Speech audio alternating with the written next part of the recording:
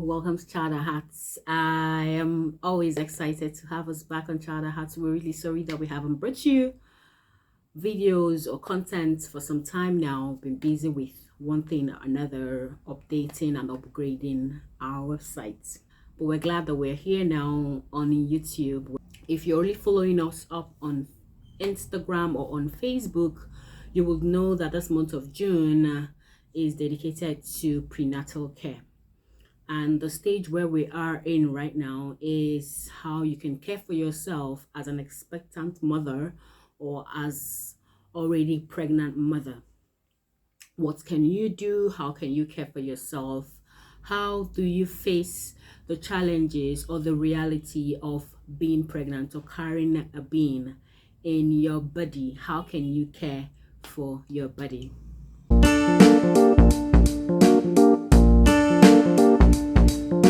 So please, if you're seeing this video for the first time, I'd like you to click the like button, subscribe, and please share this video to people that you know is going to benefit. If you don't already know, my name is Gifts, the founder of Chowder Hats. Here on Chowder Hats, we focus on everything that has to do with childcare. And we divide our topics into three major areas: education, childcare, and consulting. Consulting as it has to do with schooling, education, everything that has to do with consulting, as it has to do with childcare, as it has to do with schooling, as it has to do with education. So the topics that we bring to you, or the content that we bring to you on this space, cuts across childcare, education, and consulting. If you notice, from January up until May, we were focused on education. Most of the content that we brought to you were really education related. So now we want to focus a little bit on childcare, mother care, and all of that. By the end of this month, we would also bring a topic. I'll have a guest. I'll bring a topic where we will be discussing how teachers can be helped to travel out, to find jobs outside Nigeria. Although it's not part of what we're discussing this month, but this is the time that we're able to reach this our guest to be able to have this conversation. So if you have any teacher, or you are a teacher and you want to work in the UK, you want to work in Australia, you want to work in Canada, you want to work in the US, Dubai, there are things that you can do to get yourself qualified or certified to be able to work there. There are sites that you can just go to and find yourself a job that will be able to earn you a better salary, better exposure, better experience outside the shores of Nigeria, if that is what you're looking at.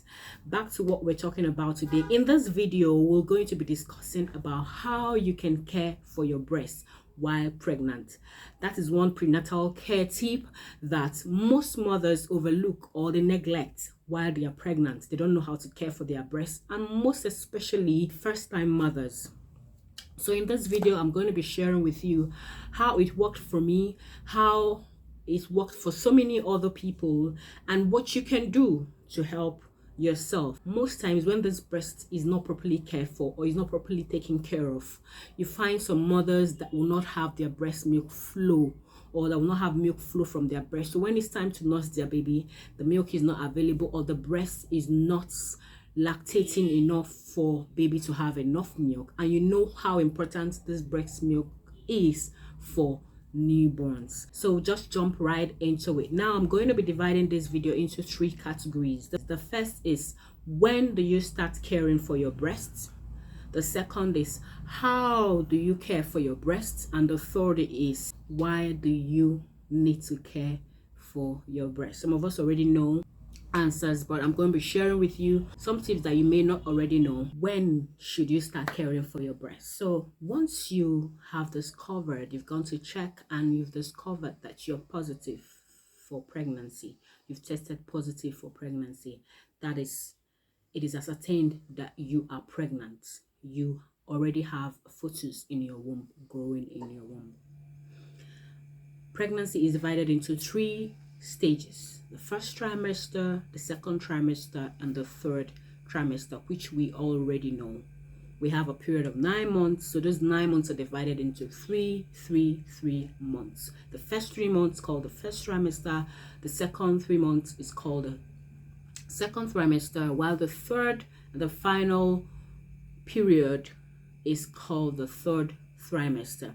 Some mothers make the mistake of starting to clean their breast when they are in the second trimester. That is 6 months down the line, or 3 months after they have discovered they are pregnant, or even in the 8th month. That's when they start cleaning their breast.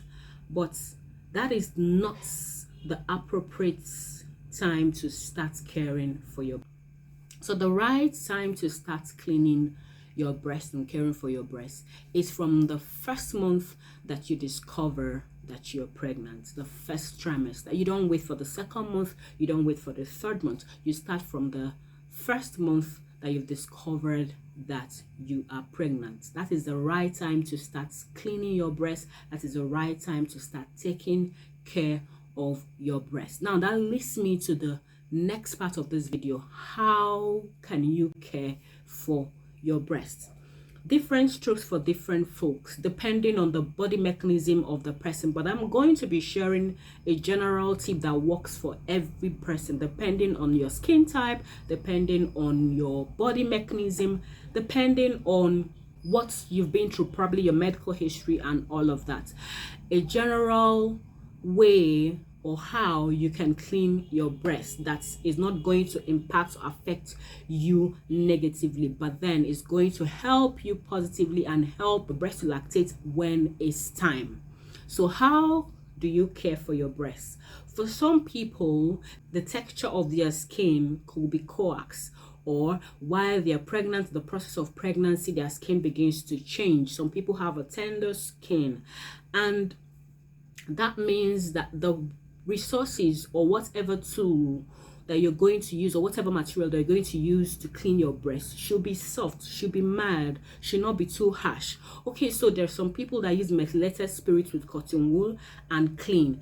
And how do you clean? You clean in a circular motion. You start from the nipples, you clean from the nipples. There's some people that you start noticing some whitish particles on your nipples. You make sure that you clean them out in a circular motion and get them out. Some people use methylated spirit and cotton wool, like I said. Some people could use napkin with warm water and soap to just clean. Afterwards, they clean up, they wash up, they keep using that napkin, neat napkin. Make sure that this napkin is very neat, is sterilized before use and after use. You use it to clean your nipples. From the nipples, you move to the areola. The areola is where you have the milk ducts, or the pores where the milk comes out from. Remember, if a baby is suckling the breast, the baby doesn't latch on the nipples. The baby latches on the areola, because the areola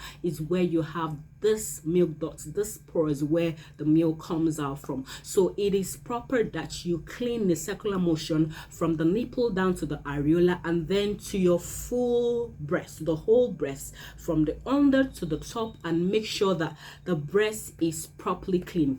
This cleaning can be done 2 to 3 times daily. Once you wake up, in the afternoon, before you go to bed.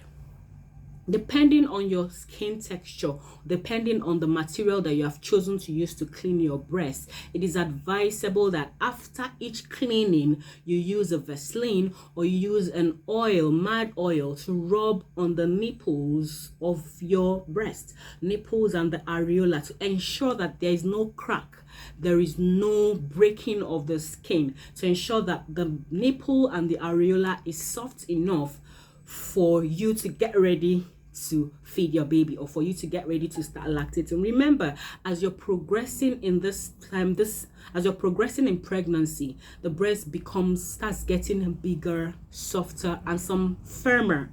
That is why you need to start early. And the method of cleaning is not you start pressing it, or you start punching it, or you start squeezing it. No, you clean gently, focusing on the nipples, ensuring that those particles are cleaned out, they come out. You clean again, you clean again, until you're sure at that point the particles are out.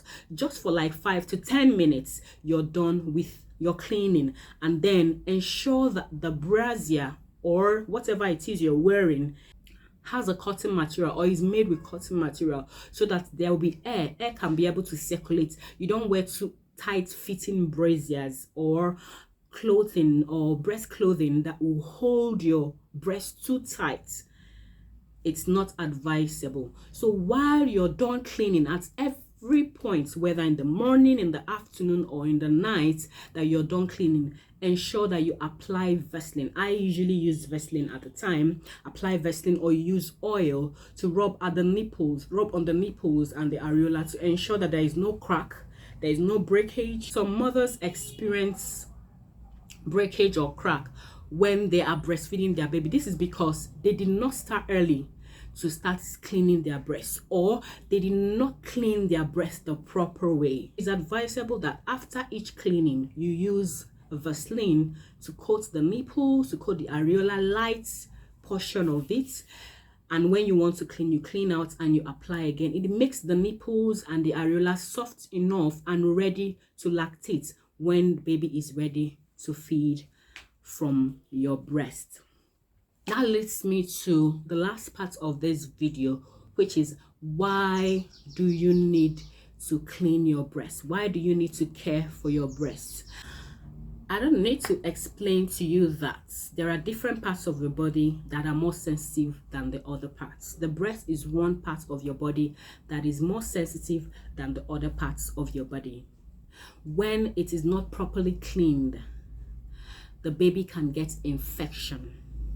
When it is not properly cared for, I mean the materials that you use to clean your breast are not sterilized, they are not clean.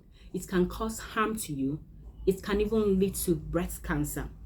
When you have refused to wear light-fitting clothes that are made with cotton materials that can allow your breast free movement or that can allow air to flow, it's going to bring discomfort. It might even cause you harm. It's caring for the breast by way of cleaning or by starting early to clean, and how you clean it determines if your breast milk will flow. A lot of mothers have taken to just resort to formula.